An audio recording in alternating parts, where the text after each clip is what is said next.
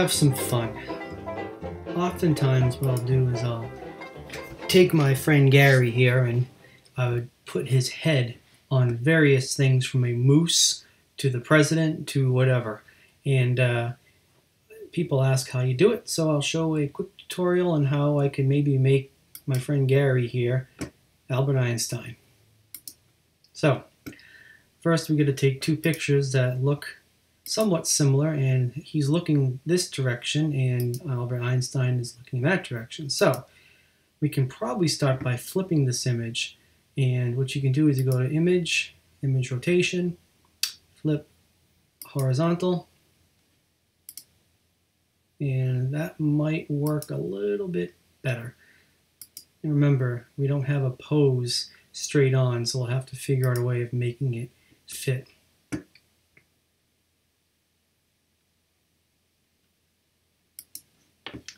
You can take the quick selection tool and you can paint inside the head to the neck. There you go. So once you selected the head, you can take it and move it out and plop it on top of Albert Einstein. So now we have a head from my friend Gary on top of Albert Einstein, and we'll have to make this a little bigger.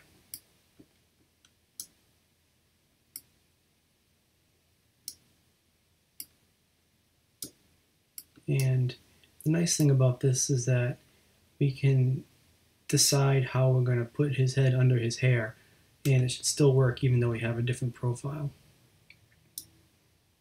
Now you can tilt it a little bit, and you want to start by just getting it to where the features somewhat match up, and you can sort of use some trial and error. You can go over and you can lower the opacity to kind of get an idea of where the eyes and everything matches up.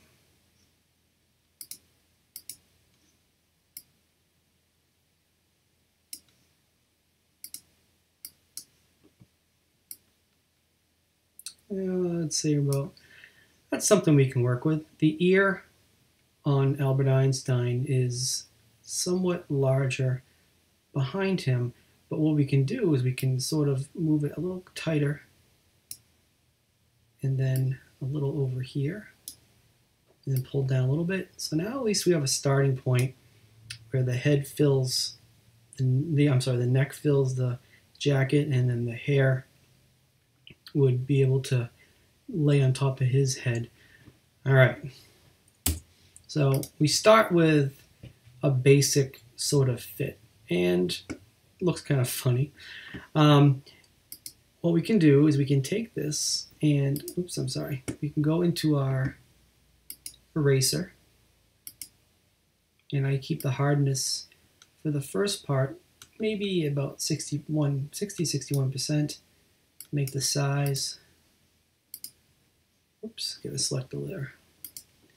Make the size a little bit bigger than that. There. And you want to make sure you're on the layer of the head, and you can zoom in a little bit and start by painting away his head to sort of fit a little bit better. And I'm going to use Albert Einstein's ear. I'll blend it through, so I'll leave a little bit of my friend Gary's ear. And you can change sizes to get a better fit. There you go. So now we get this ear sort of blending a little bit, and when I change the color of Gary to black and white, it'll fit even better.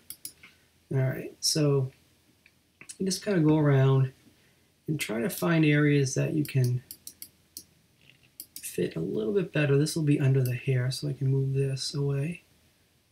And you're painting away the head so it fits with the other photograph you're going after.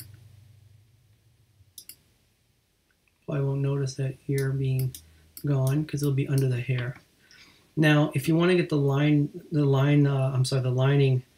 of the jacket and his neck to match perfectly, you'll see it's difficult to try to guess. So what you can do is you can lower the opacity all the way down to almost nothing, down to like 12%, and now you can barely see at all any of my friend behind him, but you can paint over this head layer because you know it's there. If I swipe through here, even though I really can't see it very well, I do know that I'm painting away or erasing away my friend's head. So you can sort of follow the line of the jacket, because you know that wherever this jacket is, you want this to be free of any of my friend's head. So we're following the contours of the actual jacket. And when I pull the opacity back up again, you see it's a little bit better. Now you see that this kind of fits in. And then if you have to adjust it, you can adjust it by going up and just blending the head a little bit better in there. There. So now what we can do, we've got a pretty decent fit. Over here it's a little bit there on the bottom by the, there you go, by the bottom of the coat collar. What you're really doing is you're just trying to keep most of the neck as accurate and filled as possible in, because you can adjust the actual color to match better. So here we are. We've got my friend Gary's head now at least on top of Albert Einstein's head. Not perfect yet, but what we'll do is we'll bring the color of my friend Gary to a black and white. So while you're on his layer still, you can go to the image and you can do adjustments, and you can do, oh, where are we here? Hue and saturation. And if you were trying to match another skin tone, you can take this hue and slide it different ways. So if for some reason you're trying to match a skin tone that's more red, you can slide it over and you can really match a color of somebody else. Or you can do more green. But we're going to go completely to black and white. So take the saturation and bring it down completely. So now we've got a black and white we get a black and white Gary over an Albert Einstein black and white. And if I pull away this layer, you see that he's there, and now Gary's there. All right. If you want to make this a little bit more realistic, obviously you want to sort of have the head blend into the hair a little bit more realistic. So you can go up to your eraser and you can change the hardness down to 0%, and you can bring the size of the eraser up a little bit more. Stay a little distance away, because you'll notice if I use a big brush with a hardness that's very much down to a 0 to 10%, and I hit the eraser, watch what happens in this area of the forehead. It just starts to slowly go away. See that? So you can easily take up too much if you are not careful. And for the sake of this tutorial, I'll just kind of continue with what I just did there. Blend it in a little bit. And as I slowly blend it, you're going to get some hair mixed in with his natural forehead. And it will be less of a straight line, and it'll look more realistic. Like this ear, I can tap a little bit on this side. I can bring a little bit away. So this is Albert Einstein's ear, and it even fooled me thinking that it was my friend Gary's ear, because it's starting to mix pretty well. So you go around areas to try to just bring some of the combination between the two pictures so they're not as solid. You don't want to have a separation between your image and the other image to be a complete, what's the word I'm looking for? a complete linear pad. You want to blend. You want it to blend nicely, and that's what this will do. So you can take the eraser and bring it down to a very low percentage, and then just do this. When you go down here to the collar, you can do the same thing. You can sort of just tap it a little bit. What you're trying to do is mix the pixels of my friend Gary's head with Albert Einstein. Because if I tap a few here, see how it mixes down here? So you're taking away my friend Gary's pixels, and you're mixing them a little bit with Albert Einstein's pixels.